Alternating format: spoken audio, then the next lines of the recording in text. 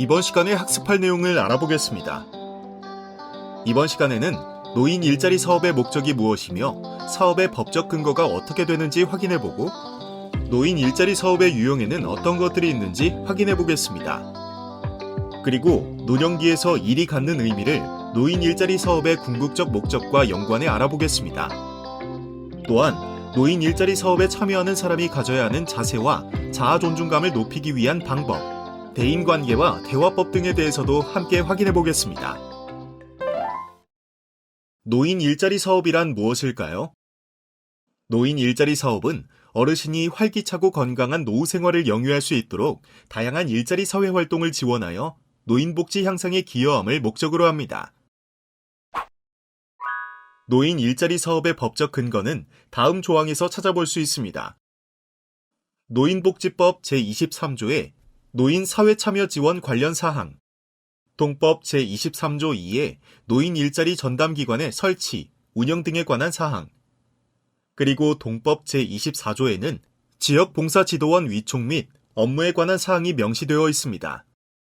또 다른 법조항에서 관련 내용을 찾아볼 수 있는데 저출산 고령사회기본법 제11조는 고용과 소득보장에 관한 내용을 포함하고 있고 동법 제14조에서는 여가문화 및 사회활동의 장려에 관한 내용을 확인할 수 있습니다.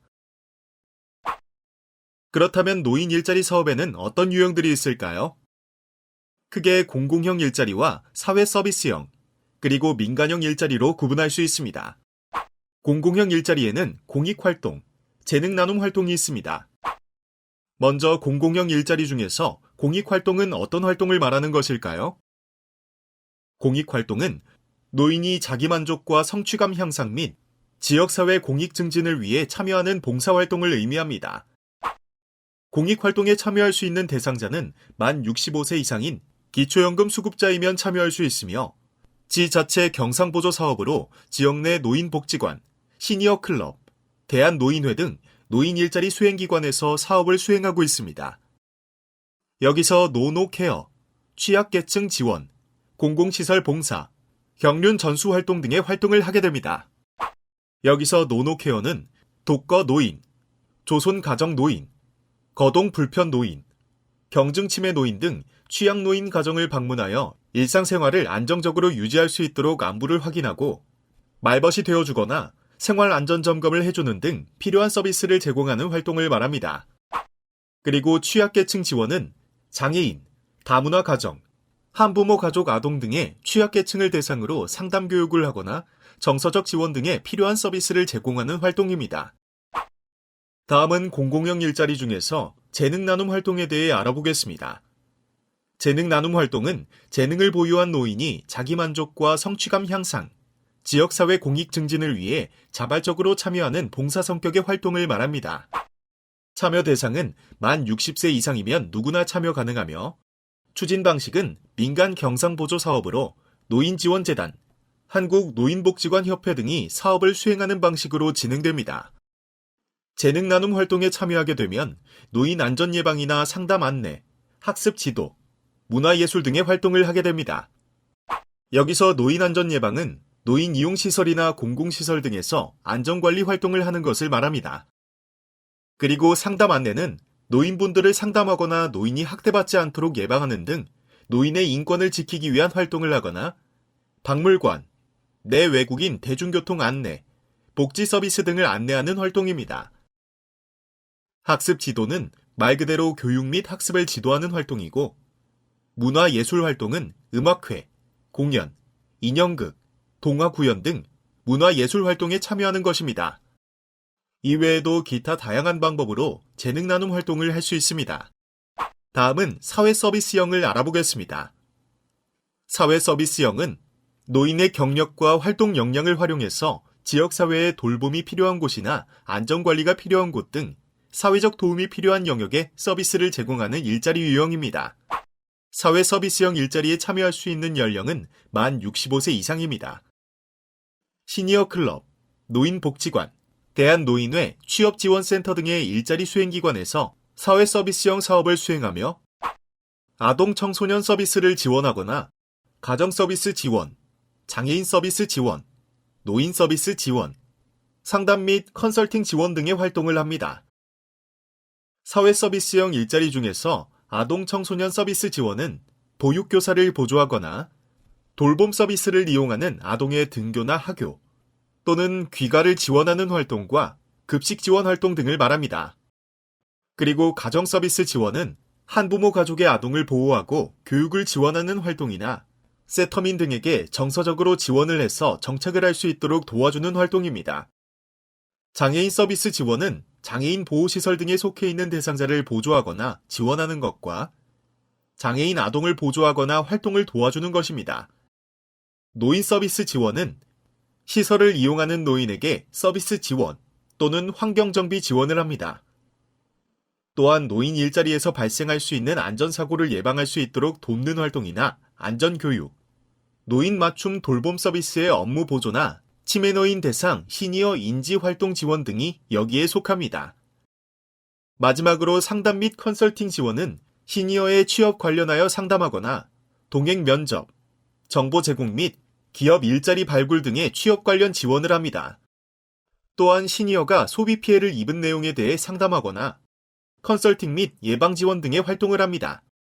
이외에도 기타 지역 내 취약시설 또는 사회적 공헌 유형 지원 등의 활동이 있습니다. 다음으로 알아볼 노인 일자리 사업 유형은 민간형 일자리입니다. 민간형 일자리 사업에는 시장형 사업단, 취업 알선형, 시니어 인턴십, 고령자 친화 기업이 있습니다. 먼저 시장형 사업단입니다. 이 사업에 참여할 수 있는 대상자는 만 60세 이상 사업 특성에 적합한 자로 한정하고 있으며 노인복지관, 시니어 클럽, 대한노인회 등에서 일자리 사업을 수행합니다.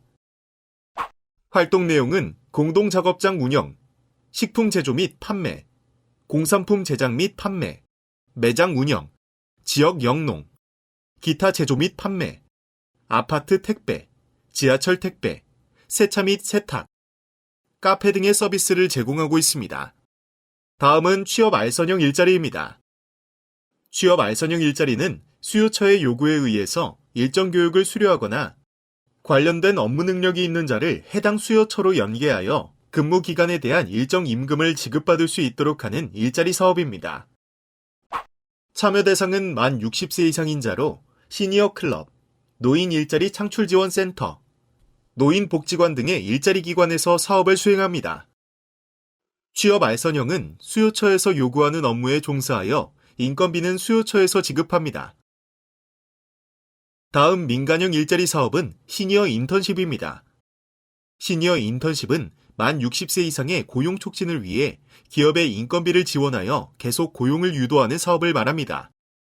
참여 대상은 만 60세 이상으로 한국노인인력개발원 및 수행기관에서 진행하는 교육을 이수한 경우 해당됩니다.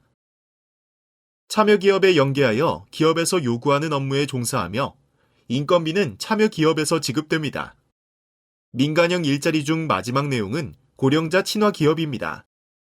고령자 친화 기업이란 고령자가 경쟁력을 가질 수 있는 적합한 직종에서 다수의 고령자를 고용하여 운영할 기업을 지원하는 사업을 말합니다. 고령자 친화 기업에 참여하는 기업은 다수의 고령자를 고용하고 있고 추가 고용 계획이 있는 기업이나 또는 다수의 노인을 고용할 기업을 신규로 설립하고자 하는 기업이나 단체 등을 말합니다.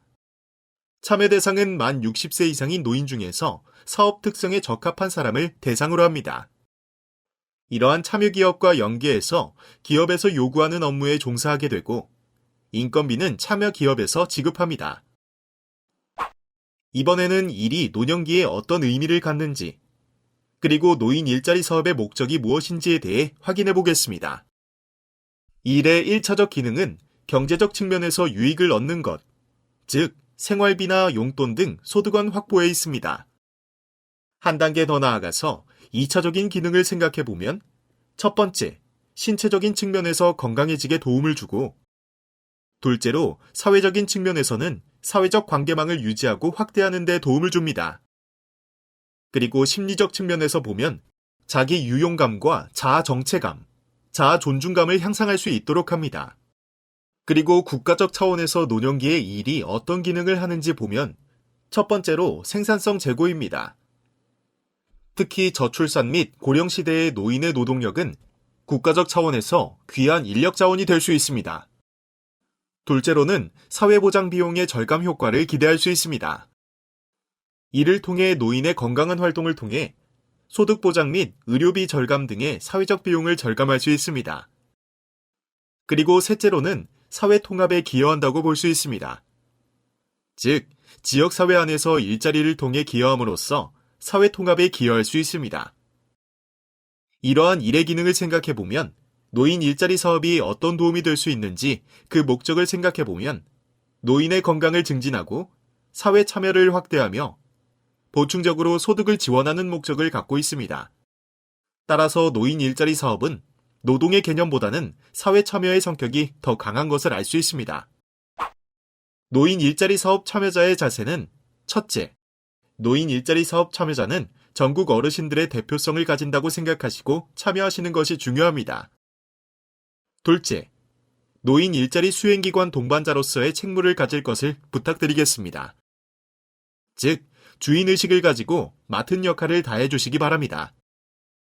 셋째, 활동처 또는 활동지역에서는 나의 활동이 기관의 대표성을 갖는 활동임을 잊지 않기를 부탁드리겠습니다. 넷째, 나의 활동이 나를 비롯하여 우리 사회에 기여한다는 사실을 인식하고 자랑스럽게 생각하시기 바랍니다. 다섯째, 지금 나의 활동이 노인 일자리의 활성화에 기여함을 인식하며 자긍심을 갖고 활동하기를 부탁드립니다. 여섯째, 어르신들 스스로 자신의 자아 존중감을 높이도록 자신을 많이 사랑해 주시면 좋겠습니다. 그럼 자아 존중감을 높이기 위해서는 어떻게 해야 할까요? 그 방법을 소개하도록 하겠습니다. 자신의 외형적 매력을 찾도록 매일 거울을 봅니다. 그리고 남들에게 내세울 수 있는 것을 하나 이상 찾아봅니다. 또한 자신의 의견을 정확히 표현하도록 하며 동료들이 자신에게 호감을 가질 수 있는 부분을 찾아보도록 합니다. 실수를 했어도 움츠러들기보다는 만회하려고 노력하는 자세를 갖도록 하며 일이 잘못되더라도 자신의 무능력함이라고 생각하지 않아야 합니다. 그리고 남은 생에 대한 계획을 빈틈없이 세워 실천하고 원만한 대인관계를 위해 대화법을 익히도록 합니다. 그렇다면 원만한 대인관계를 위한 대화법은 무엇일까요? 우선 다른 사람의 감정에 공감해주는 자세를 가져야 합니다. 그리고 설득하기 전에 반걸음 물러나 보고 우회적으로 자신의 입장을 설명해 보도록 합니다. 대화를 할 때는 구체적 예를 들어 신뢰도를 높이도록 하고 상대방의 잘못을 무조건 비난하지 말아야 하며 반박할 여지를 없애며 설득하도록 합니다. 긍정적인 대답, 즉 예라는 대답을 이끌어내도록 하며 나이, 지위에 상관없이 상대방을 존중하는 태도로 대화에 임하는 자세를 가져야 합니다. 반말은 절대 하지 않고 경어로 상대방을 존중하는 자세를 갖도록 합니다.